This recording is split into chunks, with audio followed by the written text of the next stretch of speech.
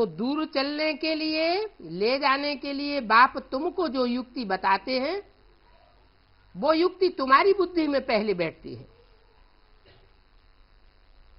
युक्ति बताते हैं मन मना भव।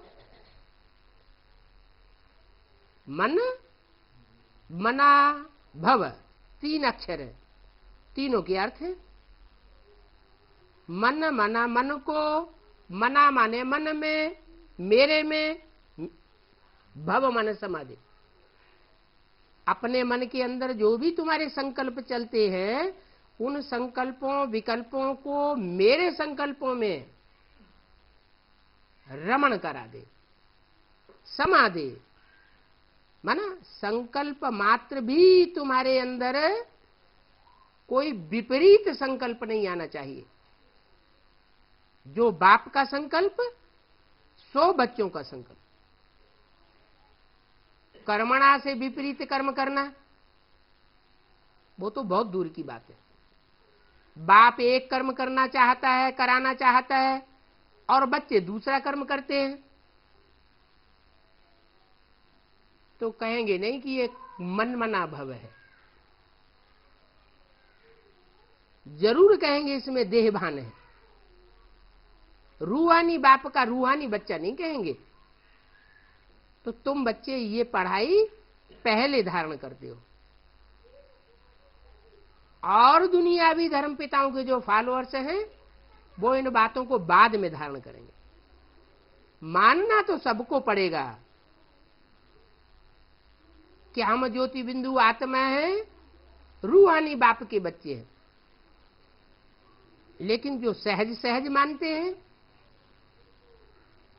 वो हैं बाप के डायरेक्ट बच्चे,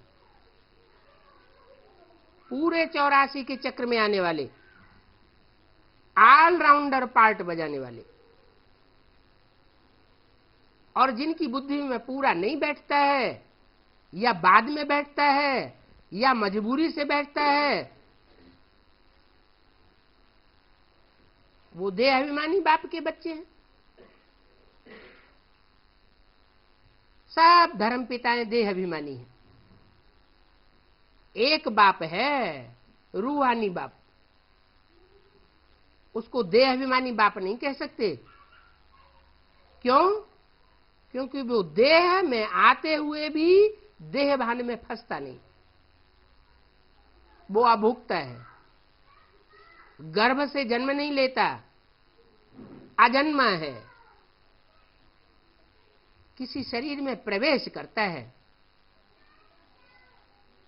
प्रवेश करने के बावजूद भी उसको संग का रंग नहीं लगता, और सब मनुष्य आत्माओं को संग का रंग लगता है। तो बाप भी हमको यही सिखाते हैं, मन मना भव, मेरे में समा जा। जैसे चुल्लू भर पानी है, सागर में डाल दिया तो सागर में समा गया। सागर में समा गया माने सागर हो गया। तो तुम अपने मन के संकल्पों को मेरे में समा देंगे तो तुम बाप समान बन जाएंगे। पूरे कल्प में तुम जितनी आत्मिक स्टेज में रहेंगे, रूह का सुख भोगेंगे, उतना दुनिया में कोई धर्म की आत्माएं उतना सुख नहीं भोग सकेंगी। तुम्हारा है 3/4 सुख, और धर्म वालों का है आधा सुख आधा दुख। तुम ज्यादा से ज्यादा 1/4 दुख भोगते हो। उसमें भी नंबरवार बच्चे हैं। कोई बच्चे ऐसे भी हैं जो 82-83 जन्म भी सुख में रहते हैं। क्यों रहते हैं? क्योंकि उन्होंने संगम युग में जब बाप आया तो उन आत्माओं ने आत्मिक स्थिति की ज्यादा प्रैक्टिस की। निराकारी, निर्विकारी, निरहंकारी बाप समान स्टेज को जल्दी प्राप्त करते हैं। तो बाप बताते हैं मन मना भव, बाप को तो याद करो।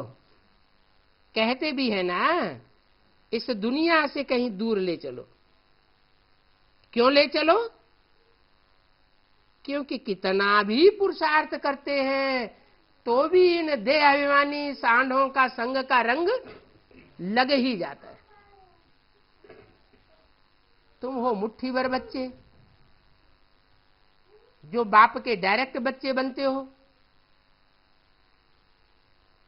9 लाख सितारे आसमान में गाए जाते हैं, वो तो आसमान के जड़ सितारे हैं। तुम हो इस दुनिया के, इस धरती के चैतन्य सितारे। उन चैतन्य सितारों का गायन है 9 लाख। उन 9 लाख में भी कोई रात में चमकते हैं और कोई दिन में होते। ऐसे नहीं कि दिन में सितारे होते नहीं है, दिन में भी सितारे होते हैं, लेकिन वो दिन के सितारे सूर्य में अपने प्रकाश को मर्ज कर देते हैं। जो ज्ञान सूर्य इस सृष्टि पर आया हुआ है, उसमें अपने को मर्ज कर देना माना अपने स्वभाव संस्कार सब मर्ज कर देना, बाप में समय जाना। संकल्प मात्र भी कोई विरोधाभास नहीं। जो बाप जैसे चलाए, जहां ले जाए, जो खिलाए, जो पिलाए, ऐसी स्थिति को प्राप्त कर लेना। उनको कहेंगे मनमना भव। कोई अलग से इच्छा नहीं, जो बाप की इच्छा सो बच्चों की इच्छा।